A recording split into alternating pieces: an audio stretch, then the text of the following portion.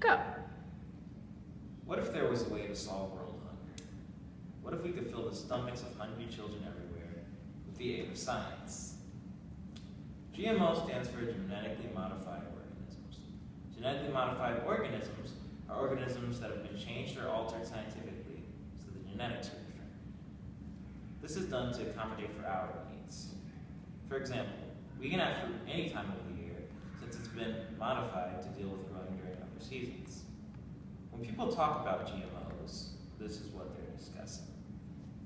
A surprising amount of edible substances have been genetically modified in one way or another. I know this may sound bad, but it's actually good. We can make things bigger, grow faster, and even healthier by adding vitamins. So listen up.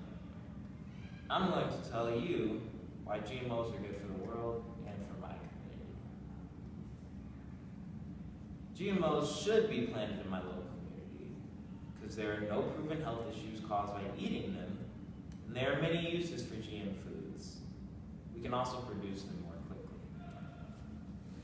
One of the benefits of planting genetically modified food is that we can modify them so that they're more resistant to things such as weeds, pests, and other diseases. Not only will this lead to sustainability of crops, but it also greatly lessens the chance of a disaster like the Irish potato famine. The Irish potato famine was an outbreak of late blight that wiped out an entire group of crops. With our new technologies and GM foods, an event like that is a lot less likely to happen. According to Nate, a farmer I interviewed, GMOs are a lot more convenient to farmers, this being one of the reasons why. Another benefit of planting GMOs is that we can make plants useful for a lot more things. For example, edible plant vaccines can be created through genetic modification. These could be used to immunize people against a variety of diseases, possibly even something like AIDS. We can also do things like increase nutritional value in our foods by adding more vitamins. To help the places out there that don't have a lot of protein, we can put protein in our grain. That way, they're still getting some of the nutrients they need. Since we can produce food quicker, we can support our growing population. As you can see from the chart below, down there, the world's populations are increasing significantly every year.